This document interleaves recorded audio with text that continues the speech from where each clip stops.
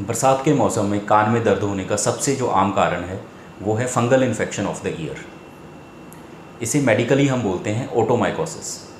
कान में fungal infection होने के मेनली 3 रीज़न्स रहते हैं। पहला, कान में पानी जाने से या ह्यूमिडिटी से, जैसे कि rainy weather, swimming, water activities, sweating, excessive use of headphones. So इन सब से ह्यूमिडिटी कलेक्ट होकर कान के अंदर फंगल इन्फेक्शन होने का चांस होता है। Second reason is scratching the ear. Scratching the ear with any contaminated article like earbuds, like fingernails, keys. So कान में खुजलाने की वजह से भी फंगल इन्फेक्शन हो सकते हैं। Third common reason is diabetes. खुद को शुगर हो या फैमिली हिस्ट्री हो शुगर की तो भी there are chances of fungal infection in the ears. Fungal infection होने से कान में प्रॉब्लम क्या महसूस होगी? मोस्ट कॉमनली कान में इचिंग हो सकती है। सेकेंडली, कान में दर्द होगा। कई बार ये कान में दर्द काफ़ी ज़्यादा भी हो सकता है, जिस केस में कान पे हाथ लगाने से या जॉ मूवमेंट करने पे भी पेन हो सकता है। Third problem can be blockage of ear. कान बंद हो जाएगा, ऐसा लग सकता है कि खुद की आवाज़ कान में एको कर रही है, गूंज रही है। फंगल इन्फेक्शन कान में अगर सस्पेक्टेड है तो उसको कैसे ट्रीट किया जाए? तो सबसे पहले फर्स्ट स्टेप इज़ आप अपने डॉक्टर के पास जाएंगे और वो एग्जामिन करेंगे, डायग्नोसिस को कंफर्म करेंगे। ओटोस्कोप या एंडोस्कोप से वो कान के अंदर चेक करेंगे और देखने से ही ये पता चल जाता है कि ये फंगस इन्फेक्शन है या कोई वैक्स है या बैक्टीरियल इन्फेक्शन है। ये पता करना काफ़ी ज़रूरी है बिकॉज वैक्स का ट्रीटमेंट बिल्कुल अलग है और फंगस का ट्रीटमेंट बिल्कुल अलग है। डायग्नोसिस कंफर्म होने के बाद second step is cleaning of the ear. कान की सफाई बहुत ज़रूरी है।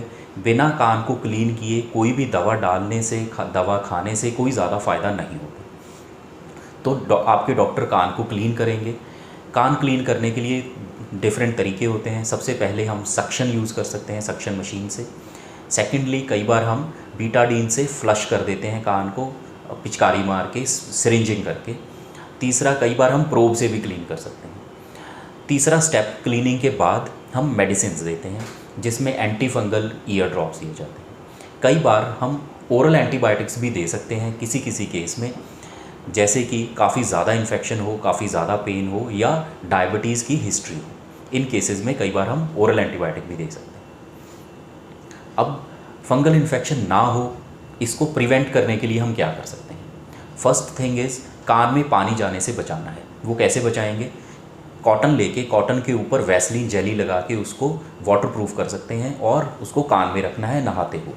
नहाने के बाद वो कॉटन को निकाल देना है ताकि हवा लगे। So ear is an open system, तो हवा के कांटेक्ट में होने की वजह से अगर कान में पानी चला भी जाए तो अपने आप वो इवेपोरेट हो जाता है। अगर सपोज़ हम फ्लोर पे पानी डाल दें तो कुछ देर के बाद पानी अपने आप ही इवेपोरेट हो जाएगा। सो हमेशा ईयरबड्स यूज़ करने की ज़रूरत नहीं होती।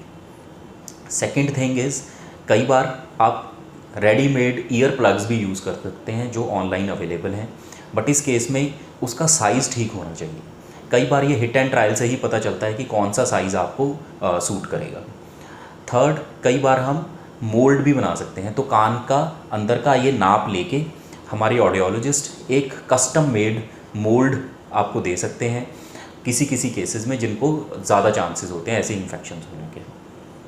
अदर देन दैट, अगर कान में पानी चला जाए, आपको लगे कि कान में पानी चला गया है, तो आप एक हेयर ड्रायर भी यूज़ कर सकते हैं। तकरीबन 1 आर्म्स लेंथ डिस्टेंस से आप हेयर ड्रायर से भी कान सुखा सकते हैं। बट इस केस में आपको ध्यान ये रखना है कि हवा ज़्यादा गर्म भी ना हो और ज़्यादा क्लोज भी ना हो, क्योंकि उस केस में चक्कर भी आ सकते हैं।